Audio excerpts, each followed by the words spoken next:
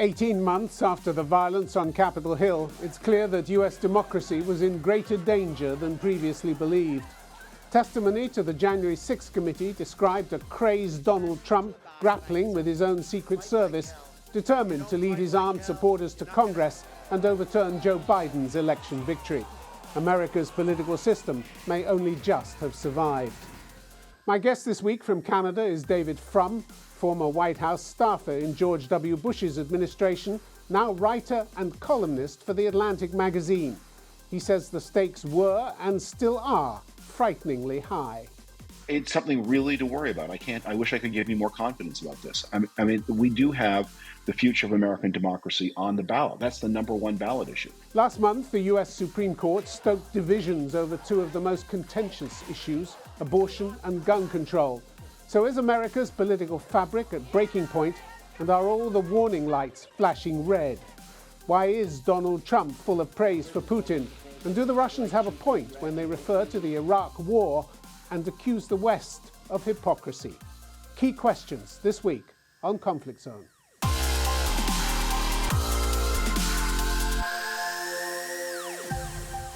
David Frum, welcome to Conflict Zone. Thank you. We're told that on January 6 last year, a desperate Donald Trump, arms flailing, sought to lead an armed mob to Capitol Hill in an effort to overturn an election that he'd just lost. What would have happened if he'd succeeded? Well, you focus on the last action of the drama as if that were the whole story. But in fact, the incident of violence on January 6th of 2021 followed a sequence of events that added up to a plan that wasn't a great plan, but wasn't completely bonkers either. What Donald Trump hoped to do was to create enough confusion about the election, to take the election away from the legal election process as we've had it for the life of the Constitution, and throw the election into the court of last resort under the American constitutional system, the House of Representatives. If he could bust up the process, get the election into the House of Representatives votes not one person by one person by one person, but state by state by state. And since the Republicans had the majority of the state delegations, if he could throw the election into the House, he could somehow hold on to power. So there was a plan, and it wasn't hopeless. It wasn't a great plan, but it was not hopeless. And the violent, dramatic act represented his last desperate attempt to get his plan back on track. So looking back, how close did he get to his goal, would you say? I don't think he became very close to his goal of remaining president, but he became very close to his goal of disrupting the constitutional process, and he succeeded in putting to an end the long tradition of peaceful alternation of power in the United States. This was a non-peaceful transfer of power, and it's a stain on American constitutional history forever. And it's a precedent as well. It's a precedent, and it's a warning. If we can heed the warning, we can avoid the precedent. Do you think Trump or his family or any of his most senior aides will ever stand trial for plotting what amounted to sedition? I have no idea what will happen, but I think it is important that the president do face legal consequences. There's a lot of argument about this in the United States. Some people say it would backfire. Some people say it would not. I don't think you can predict the political consequences. And when you can't predict, when you're dealing with imperfect information, just do the right thing.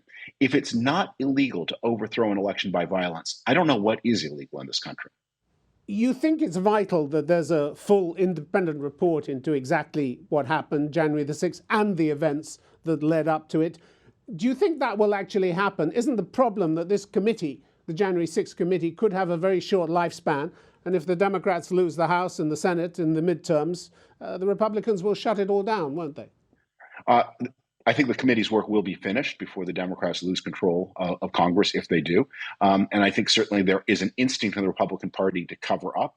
But it's also true that we can see in the polls movements of Republicans away from Donald Trump. Just today, just before you and I spoke, there was a new poll that showed a majority of people who regard themselves as Republicans now think Donald Trump was indeed lying in his big lie about the election outcome. That's a big change. That's a big change, isn't it? It's a sufficient change. It may be, it's still only like 55% of Republicans think he's lying, but that's enough. All that is going to happen here, and let's understand the gold because it's not to be found. Well, I mean, it would be nice if there were remorse and repentance and a commitment to a better way. But if you simply make it impossible for Donald Trump to be the Republican nominee again, that's already progress. And we got a lot of toxins in the American political system to sweat out. But this is more than a toxin. This is an imminent threat. And if he is knocked out of the political process, we can begin to retrace steps back to a normal political activity. He is a long way from being knocked out of the political process, though, isn't he? True. I mean, he True. hasn't said specifically that he's going to run, but the assumption is, the working assumption by many people, is that he will, isn't it? He's raised an enormous amount of money. He's got the name recognition. And he's got one other motive, which is there's an informal policy in the United States that once somebody is nominated for major office, that the Department of Justice suspends any investigation of that person pending the election. They don't want to interfere in the election. And so if he does get the nomination, he buys himself some months where he can't be indicted. It's a gift, isn't it? It's a gift to somebody who's may have crooked intentions. It's an invitation. My theory about the way Donald Trump has run his life is that he's always been 36 hours ahead of the bailiffs. So he never has long-term plans. He's just got a plan not to get arrested that week. How do you combat, though, the avalanche of lying and deceit that has swept in and captured the Republican Party during his tenure? How do you combat that? I mean, these aren't loosely held beliefs that the Republicans hold. They're unshakable articles of faith, and they're rallying cries for radical action and violence, aren't they? How do you turn this back inside the Republican Party?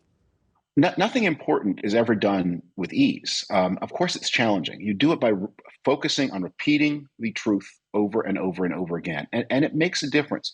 You know, there was an internet joke or a Twitter joke in the early parts of the Trump presidency or Trump campaign, LOL, nothing matters, because Donald Trump would say something outrageous and his support would not collapse.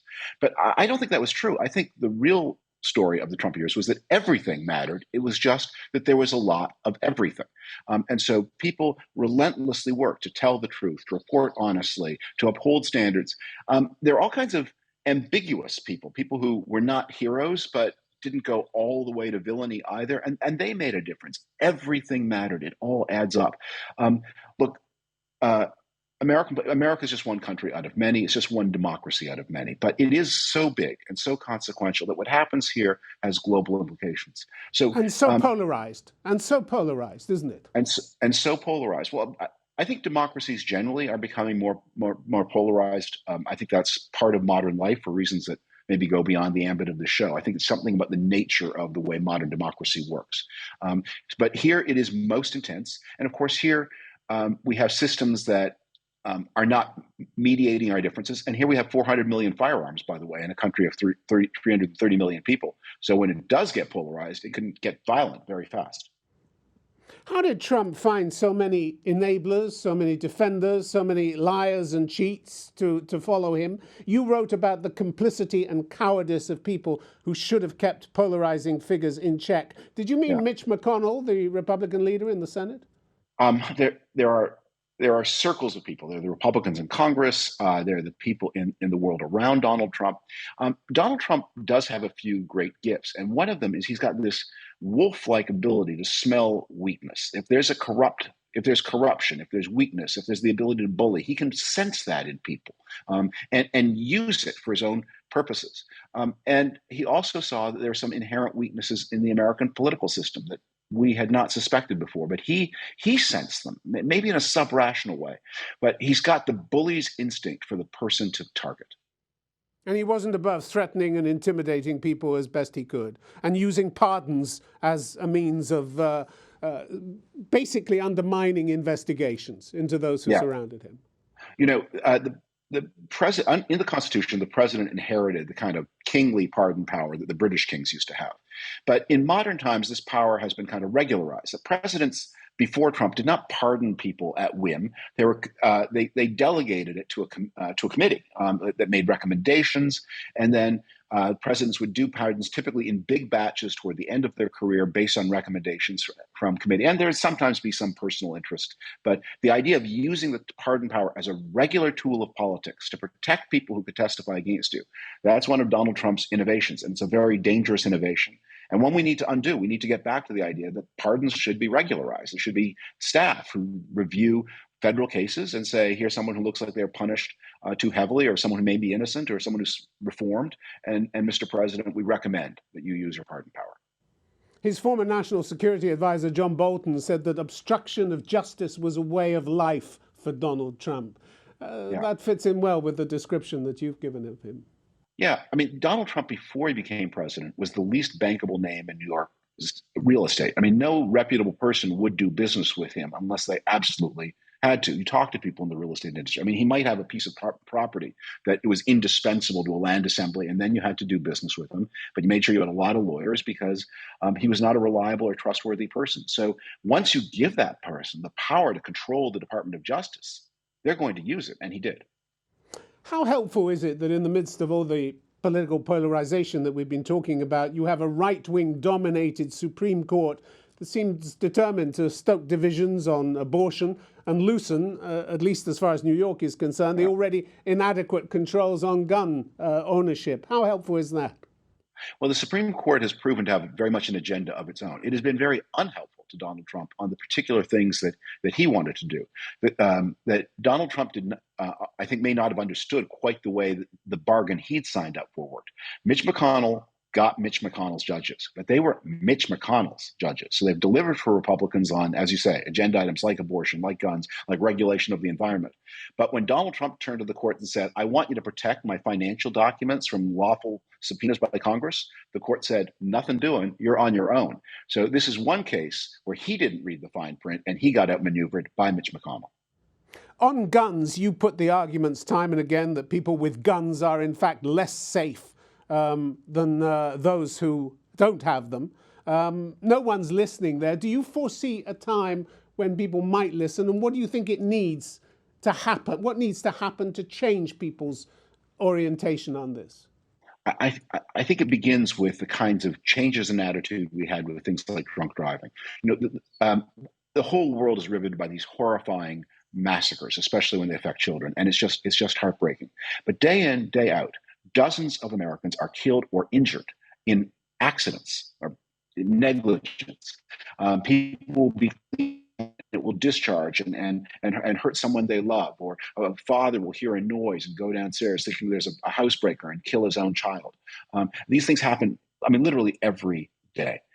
And the killings are dwarfed by the woundings. These accidental cases, people don't aim they're not intending to kill, so they don't aim. And so the gun fires near the person and leaves them with lifelong disabilities.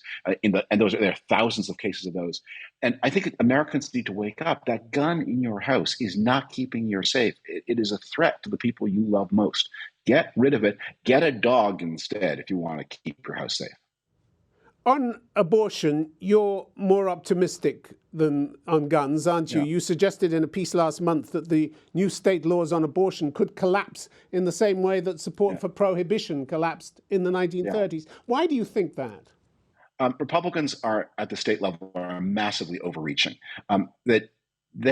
Every poll tells us that we have about a 60-30 split on abortion. 60% of Americans want a pretty broad abortion right. 30% of Americans want a narrow abortion right. Only a tiny minority want to see abortion banned under all circumstances. Republicans are passing laws that are much more restrictive than public opinion, even in the conservative states. And they did it because they thought it was a free vote. The Supreme Court was, because the Supreme Court would stop the law from going into effect, so no one would get too mad at you. It was a way of demonstrating your commitment to your core followers. But now it's real. And now when you pass a law saying no rape exception, no incest exception, no exceptions for life of the mother, or health of the mother, that even in conservative states, there are big cities, Atlanta, Houston, Dallas, Tampa, Phoenix, and there are Republican-leaning suburbs where women say, I'm pretty conservative, and I don't think abortion should be used as a form of birth control. It shouldn't be on demand, but no abortion ever, even if the mother's life in danger. Are you joking? And Republican parties are going to, I think what is going to happen is that the battle over abortion is going to move from being a battle between Democrats and Republicans to a battle within the Republican Party, where some Republicans are going to say to other Republicans, you've gone too far. We talked earlier about the possibility of Trump running for election. We're already seeing efforts by his supporters to take control of election infrastructure in many states. How extensive is that, in your view? It's a real worry. It is a real worry. Because what Donald Trump did in the end was too clumsy and too gross for the American political system. That what other people have more shrewdly recognized is that if you manipulate the system a little bit, you can't refuse to count votes once they've been cast. But it's not so difficult to stop the votes from being cast in the first place. And it's not so difficult to weight the vote so that some people's votes count for more and other people's votes count for less. And the American system has never been as representative as a parliamentary system is, but you can make it more equal, as happened between about 1960 and about 2005, or you can push in the opposite direction, as we've been doing since 2005, and now with turbo power since 2020. But it depends who's in control of the election infrastructure, isn't it? At the beginning of June, At least 35 election deniers were running for governor in 20 states. And in 6 states, they were running for all 3 top state positions. Should they win, how safe are elections going to be in America? It's something really to worry about. I wish I could give you more confidence about this.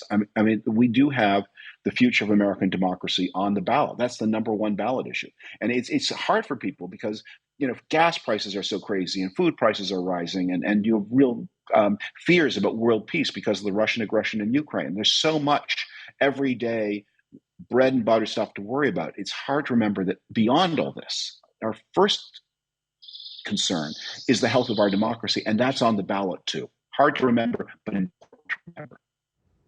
If Biden's poll ratings continue to fall the way they have been, Trump may well not have to cheat to win the next round. If the polls are right, almost 2/3 of registered voters in the Democratic Party don't want Biden to run for a second term. Can the Democrats afford to ignore that message? Well, that particular poll you just cited, I think is less meaningful than it sounds. That one asked, would you like Biden or would you like somebody else? And it's like me asking you what you like for dinner. Would you like chicken or would you like something else that might be better than chicken? So I don't know. More consequential, isn't it? The president. Yeah. Yes, but it's you're offering people a hypothetical, unnamed, unspecific alternative. And I think the question is, okay, if not Biden, then who? And that becomes a real problem. But look, here's I think the way this plays out. The Democrats are obviously heading into a very bumpy 2022, as incumbent parties are heading into bumpy elections all over the world. Inflation is so real and so painful, and the supply shocks are real, and we are still unwinding the COVID disaster. But if Republicans do well, then they have the job of not overreaching, not trying to pass national abortion bans, not going crazy the way they did in the middle 1990s. Remember the election of 1994 that swept the Democrats out of power when President Clinton was in charge, and Republicans then went so far, so wild, that President Clinton won re-election by campaigning against the Republican Congress. And history never repeats itself, but that potential is there. It'll take a lot of discipline by Republicans in Congress not to make themselves the issue for 2024. The stakes are enormously high for 2024, aren't they? Joe Biden hinted at that himself when he told a senior diplomat recently, "I certainly hope my presidency works out. If it doesn't, I'm not sure we're going to have a country." Are things really that bad? Well, it's ominous, as we've been saying. The state of democracy is on the line. One thing that is also on the line is, look, on the question of Ukraine versus Russia, the Republican leadership is reasonably solid. Mitch McConnell is a true friend of Ukraine. He visited and committed to the Ukrainians that arms supplies would go through the Senate. Kevin McCarthy, the Republican leader in the House, is a much weaker and less effective leader than Mitch McConnell, but he too has been pretty good. But there is going to be an important caucus in the Republican House of Representatives group that is anti-Ukraine. And the question after voting day in November 22 is how much power will those people have within the Republican world? And of course, Donald Trump is no friend of Ukraine and a great friend of Russia. And some of the other Republican candidates have kept very quiet the likeliest alternative to Donald Trump is the governor of Florida, Governor DeSantis. And Governor DeSantis has not said a supportive word about Ukraine. He has not said anything against Ukraine, but it's an incredible thing for someone who's obviously running for president to have kept so silent about that. He's straddling one of the most crucial foreign policy lines we have.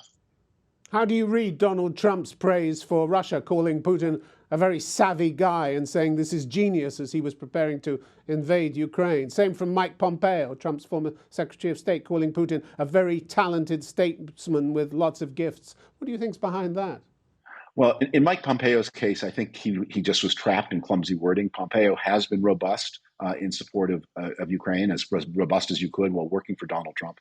In Donald Trump's case, look, everybody needs a hero, and Donald Trump found his in Vladimir Putin. Biden always says he has Ukraine's back. Yeah. Do you believe him? I think the Ukraine, that it's taken us a while. There have been some missteps, but by and large, the whole democratic world has rallied to Ukrainian help. There's more that can be done. They especially need economic aid. Remember, Ukraine is a quite developed country. Ukraine, at the same time as it is fighting a war, has to deliver pensions, has to operate hospital services, has to keep children in school in the cities where the war is at an abeyance, has to deal with this vast refugee diaspora. All of that costs enormous amounts of money while they fight a fight in which we are all involved. Russia dismisses criticism of its Ukraine invasion by talking about Western hypocrisy. Look what they did in Iraq 20 years ago, they say. Putin has a point, doesn't he? 100,000 people died in Iraq for a war based on two big lies, didn't they? What kind of point is that? Excuse me while I fire this rocket into an apartment building because back in 1916, there was a battle on the Somme. Putin is firing rockets right now. He's waging a war of aggression right now.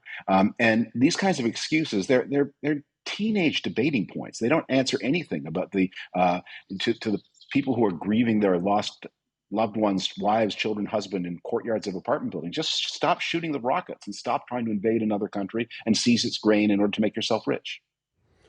But the West can hardly claim the moral high ground, can it, when it's done things like that, go to war on a false pretense in Iraq? We're not engaged here in some kind of accounting exercise. We're engaged here in trying to stop a war of aggression by one great power, a nuclear armed power, against a neighbor that did nothing to offend it. Russia is engaged in an act of aggression, and we're all rallying to protect the victims of Russian aggression. You said the war cast a long shadow. Isn't it also a pretty shameful shadow in many ways, the Iraq war? The Iraq War is a complicated story because in that case, we were not the United States and its allies, including Britain. We didn't go to war to overthrow a democracy. We went to war to overthrow one of the most vicious dictators in the post-1945 history of the world. We were not successful in achieving as stable an outcome as we hoped. But I don't think anybody regrets that Saddam Hussein is gone. No one in Iraq and no one outside Iraq. So we were. The issue there is, one, we weren't successful in doing what we hoped to do. But to suggest that there is an excuse for Russia in its war of atrocity, and atrocity as a deliberate tactic of war in Ukraine, they can invoke anything they want. But the fact is, they are firing rockets at apartment buildings right now. You were one of George W. Bush's speechwriters at the time. In fact, you co-wrote the famous axis of evil phrase that he used in his 2002 State of the Union speech. The speech touched on Iraq, North Korea, and Iran, and said states like these and their terrorist allies constitute an axis of evil, arming to threaten the peace of the world. In any of these cases, the price of indifference would be catastrophic. Looking back, are you not troubled that that speech that you worked on might have been used to buttress a war that was built on lies and intelligence that didn't exist, false intelligence that people knew was false? Since that speech, North Korea has become a nuclear power and Iran has become on the verge of a nuclear power. The world is a much more dangerous place because of North Korean nuclear weapons. And if Iran gets nuclear weapons, the world will be a more dangerous place again. So when President Bush summoned the American people and summoned the world's attention to the danger of these regimes, in the case of Iran, one of the world's leading state sponsors of terrorism, getting these dangerous weapons, that all struck me as completely necessary to say. So I think President Bush's warnings were timely and correct. I wish the Iraq war had been more successful. I'm sorry it wasn't more successful. And no regrets about the lies that buttressed it? I, I think that everyone involved read the information they had as well as they could. It's not a lie when you turn out to be mistaken about something. I think President Bush, I know he sincerely believed that Iraq had weapons of mass destruction. He was wrong about that, as others were, as the CIA was. At the time, the CIA's Paris station chief, Bill Murray, said there was a consistent effort to find intelligence that supported preconceived positions and desires. Bad intelligence got to the leadership very quickly. Other intelligence just didn't get anywhere. The former head of Britain's MI6 said the intelligence was being fixed around the policy, and that was a year before the invasion. I think there's a lot of truth to that. I think that people had a stereotype view of what was going on, and they looked for information that supported the view and disregarded information that didn't. And that is a real danger in any kind of decision making. And I think it's one of the important lessons of the Iraq War is you need to have always a team B. You need to have at the table people saying, "Okay, I know it looks a certain way, but what if we read this information in a different way?" I think that those criticisms are completely correct. David Frum, it's been very good to have you on Conflict Zone. Thank you very much indeed. Thank you very much.